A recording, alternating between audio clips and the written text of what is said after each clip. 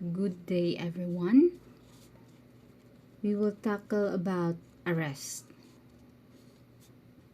So, under Rule 113 of Revised Rules on Criminal Procedure, Section 1, Definition of Arrest. Taking of a person into custody in order that he may be bound to answer for the commission of an offense. So, ano nga ba yung arrest? Taking of a person into custody. Hinuhuli natin yung tao para mapasailalim ng custody ng otoridad. Or ito ay yung paghuli sa isang tao. Sino ba yung isang tao? Si suspect, si akusado, or yung offender. Bakit ba siya huhulihin? Kailangan niyang sumagot sa posibleng kaso na laban sa kanya. In order that he may be bound to answer. So, kailangan arestuhin ang isang tao para sagutin yung paratang laban sa kanya. Hindi para bigyan ng parusa or bigyan ng sentensya. Hindi ka pa pinapatawan as guilty. Hindi ibig sabihin na aarestuhin ka ay ikukulong ka na agad as sentensya or isa ka ng kriminal. Kaya ka inaresto dahil ikaw yung suspect, dahil ikaw yung akusado. Ngayon, sa krimen na ginawa mo raw. No violence or unnecessary force shall be used in making an arrest. The person arrested shall not be subjected to a greater restraint than is necessary for his detention. So, it is under Section 2, Rule 113.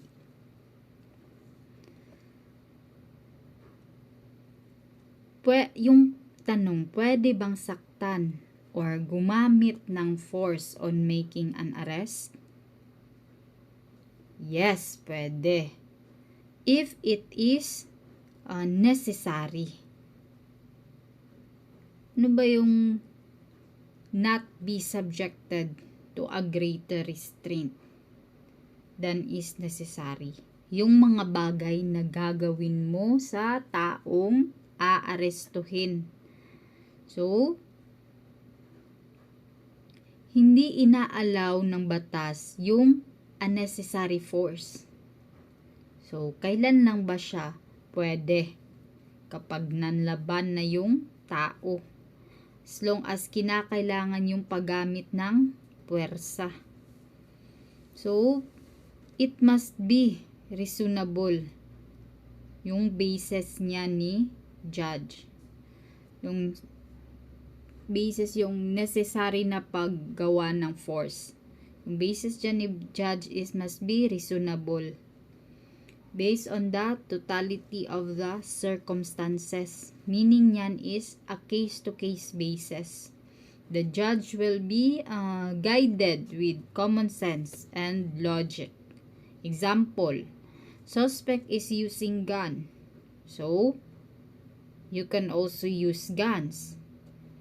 Pero if nagwala lang naman yung tao, tapos ginamitan mo ng baril, so labag na yun sa batas.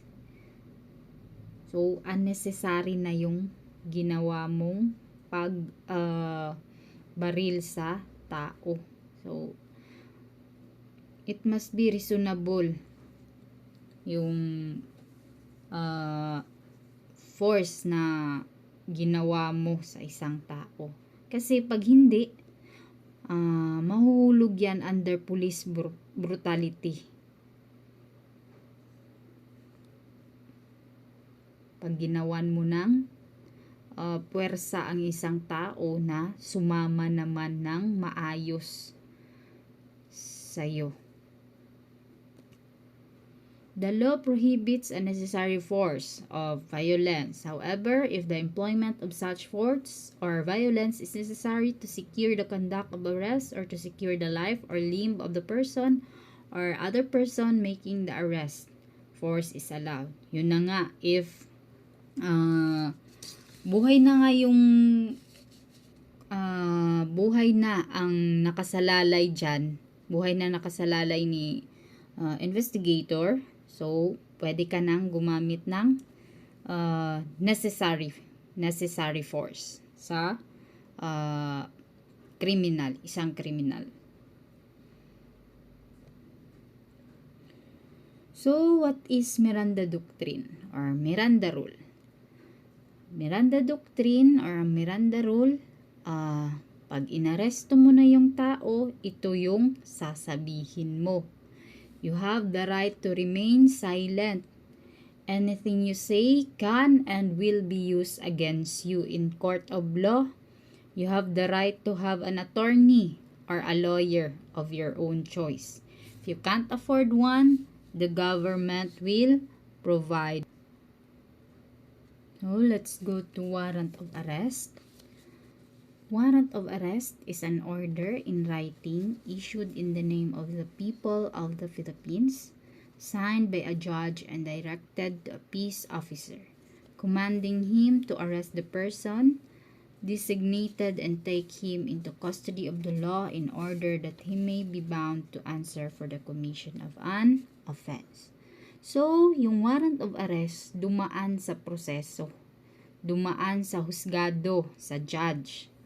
So, ini-evaluate yan ni judge kung may probable cause para mag-issue ng warrant of arrest. If na-issue na ang warrant of arrest, ibig sabihin, ibibigay kay arresting officer. At if matanggap na ni police officer, within 10 days to enforce warrant of arrest. If natapos na ang 10 days, hindi pa na-aresto ni police officer yung tao, kailangan pumunta ni police officer sa korte na nag-issue ng warrant. Kung ano na ang status ng warrant, anong nangyari at kung kailan ulit siya mag-issue ng warrant of arrest. So, itong warrant of arrest, ito yung kailangang dalhin or ipakita if inaaresto na ni arresting officer yung tao. Duty of the arresting officer. It shall be the duty of the officer executing the warrant to arrest the accused and deliver him to the nearest police station or jail without unnecessary delay. Under Section 3, Rule 113. So, yung duty ni arresting officer ay pag naaresto na niya si accused, dapat i-deliver niya na agad sa nearest police station or sa jail without delay.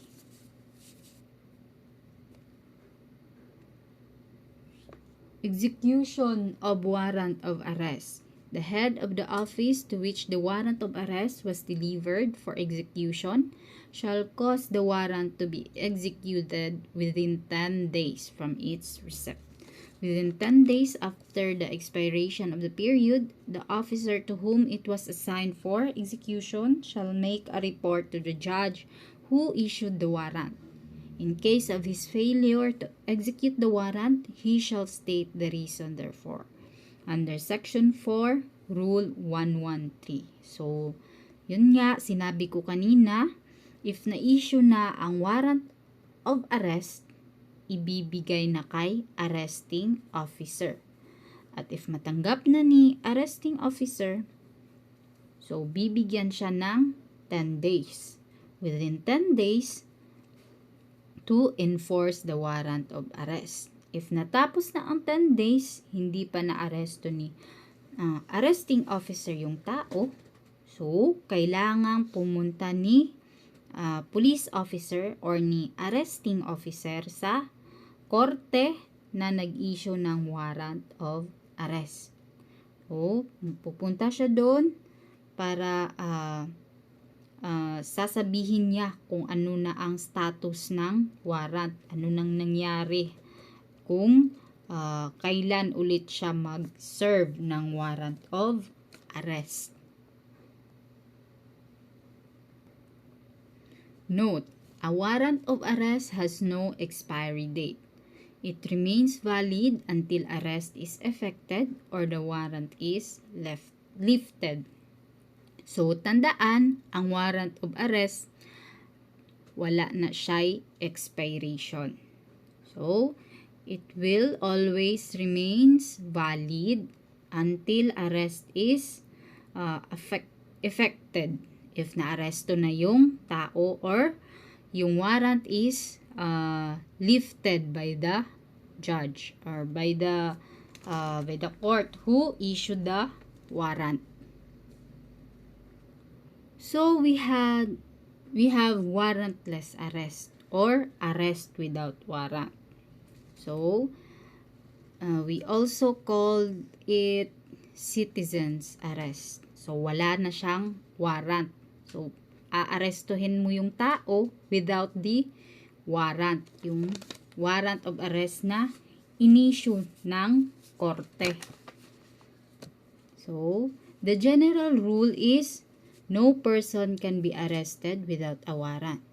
However, here are the exemptions under the rules of court. A peace officer or a private person may, without a warrant, arrest a person. So, yung general rules sa warrant of arrest is walay tao na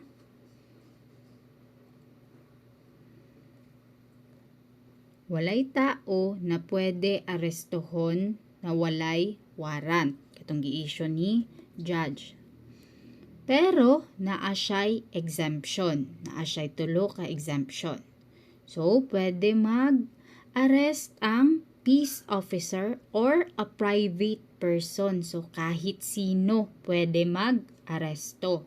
So, naay tulo ka exemptions under the rules of court. Letter A. When in his presence, the person to be arrested has committed, is actually committing, or is attempting to commit an offense, or in flagrante delicto. So, when we say in flagrante delicto, caught in the act. So, example niyan is yung by bust. So, pwede mong arestuhin yung tao if committed. Ano ba yung committed? Kagagawa lang in the presence of a police officer or a private person. Actually committing. Kasalukuyang ginagawa. Attempting to commit. So, gagawin pa lang. Gagawin pa lang in the presence of police officer or in the presence of a citizen. So, pwede mo siyang arestuhin kahit private person. If committed, the person is committed, actually committing, or is attempting to commit an offense. That is in flagrante delicto or caught in the act. B.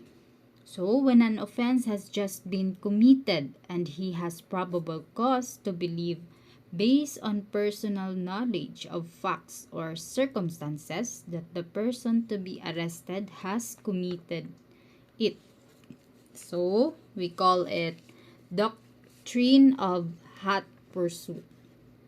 So, yung hot pursuit naman, nangyayari na yung krimen. Pero, hindi nakita ni arresting officer.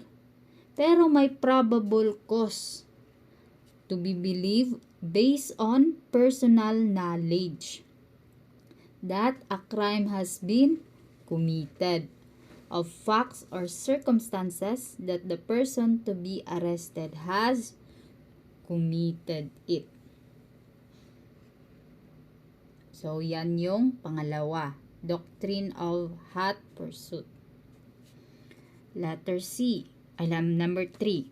When the person to be arrested is a prisoner who has escaped from a penal establishment or place where he is serving final judgment, or is temporarily confined while his case is pending, or has escaped while being transferred from one confinement to another.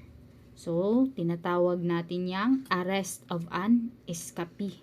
So, pwede tayong mag-aresto without warrant sa mga taong yung mga tumakas sa mga kulungan. So, pwede natin yang arestuhin